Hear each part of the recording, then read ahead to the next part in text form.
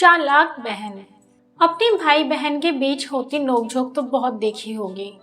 ऐसे ही एक यादव परिवार में पिंकी और कौशल रहते थे। पिंकी और कौशल के पिता राजीव जो एक प्राइवेट कंपनी में काम करते और माता सुलोचना जो गृहिणी थी।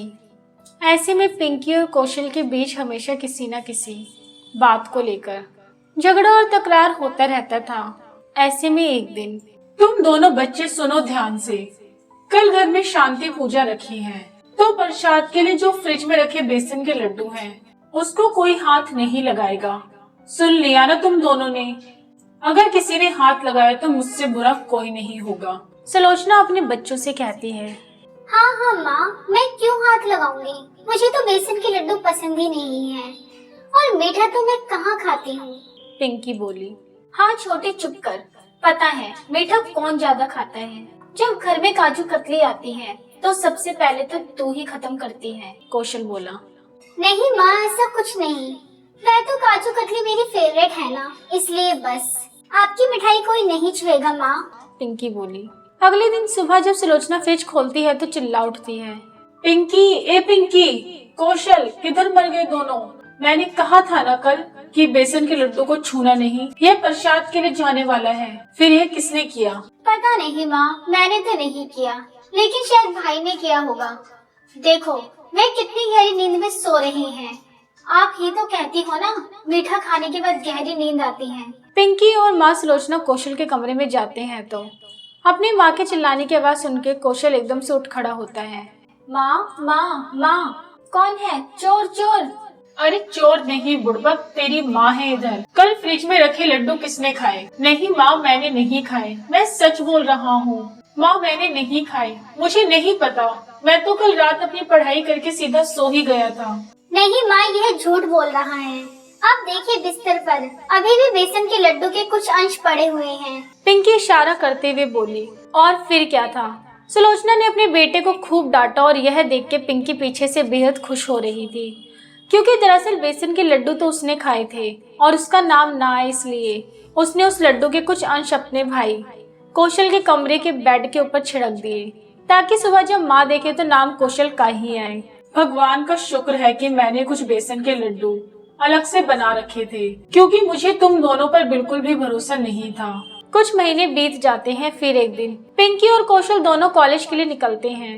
दोनों ही बड़े शैतान थे, इसलिए कॉलेज रोजाना नहीं जाया करते थे।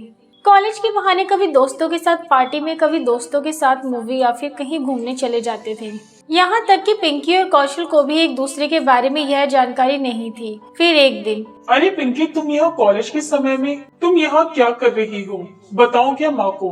अच्छा भाई, मैं तो अपनी सहेलियों के साथ पिक्चर देखने आई थी, पर आप यहाँ क्या कर रहे हो? आप सिगरेट पी रहे हो? माँ को बता दो यह बात। अरे नहीं, सुन मेरी बहन, देख एक सौदा कर लेते हैं। तू कॉलेज बंक करके अपनी सहेलियों के साथ पिक्चर देखने गई थी, यह मैं नहीं कहूँगा।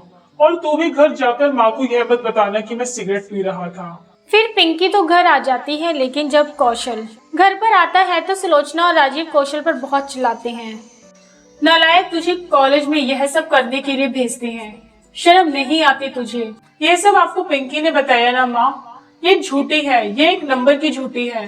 मैं सिगरेट नहीं पी रहा था, बल्कि ये अपनी सहेलियों के साथ पिक्चर देखने जाती है, वह भी कॉलेज को बंक करके। नहीं माँ नहीं, मैं झूठ नहीं बोल रही हूँ। मैं तो कॉलेज में ही थी। अगर आपको सच नहीं लग रहा तो आप मेरी सहेली से पूछ लीजिए। लेकिन भाई झूठ बोल रहे हैं, और इसका मेरे पास सबूत भी है जो मेरी दोस्त ने दिया था। वह तुरंत अपना फोन निकालकर अपने भाई कौशल के सिगरेट के साथ फोटो दिखाती है तो सच साबित हो जाता है, क्योंकि पिंकी ने चुपके से उसके भाई की पिक्चर ले ली थी ताकि वह घर आकर अपने माता पिता को दिखा सके। और एक बार फिर पिंकी की वजह से कौशल को घर में खूब डांट पड़ती है। वैसे ही भाई बहन की नोकझोंक कभी खत्म नहीं होती। एक दिन जब भाई कौशल एक लड़की के साथ बाइक पर दिखा तो पिंकी समझ गई कि यह भाई की गर्लफ्रेंड है। उसने उसके दोस्तों से पता किया तो उसने जाना कि वह एक दूसरे से बहुत प्यार करते थे और शादी भी करना चाहते थे। ऐसे में कुछ 6 महीने बीत गए और कौशल की पढ़ाई खत्म हो चुकी थी। अब घर के बड़े बेटे होने के नाते उसकी पहली शादी की बात चल रही थी, तो पिंकी ने अपने भाई को बिना बताए परिवार को कौशल की गर्लफ्रेंड के बारे में सब कुछ बता दिया। लेकिन वह इसलिए बताया ताकि उसका भाई कौशल किसी और लड़की से शादी ना करे। उसने अपने माता पिता के साथ मिलकर एक योजना बनाई और फिर जब शादी के मंडप में कौशल ने अपनी गर्लफ्रेंड हिना को देखा तो वह चौंक गया। फिर क्या था, पूरी बात सामने आई कि कैसे पिंकी ने अपने माता पिता को भाई की गर्लफ्रेंड के बारे में बताकर शादी के लिए राजी किया, और इतना ही नहीं बल्कि मंडप तक भी ले आई। और ऐसे ही कौशल और हिना की लव विद अरेंज मैरिज हो जाती है। फिर जब कौशल पिंकी को इमोशनली थैंक यू बोलने लगता है तो पिंकी कहती है, बस बस, यह एहसान मेरा तुझ पर उधार रहा। भाई समय आते मैं जरूर कहूंगी कि इसके बदले मुझे क्या चाहिए। हट पागल कहीं की। लेकिन दोनों के बीच की नोकझोंक कभी भी खत्म नहीं होती, वह तो चलती ही रहती है। और अब तो पिंकी के साथ उसकी भाभी हिना भी उसके साथ शामिल हो गई। फिर क्या था, कौशल का तो जीना हराम हो जाता था। फिर लेकिन जब कुछ 1 साल बाद ही पिंकी की शादी भी एक अच्छे परिवार में हो जाती है, तब भाई कौशल पिंकी को गले लगाकर खूब रोता है।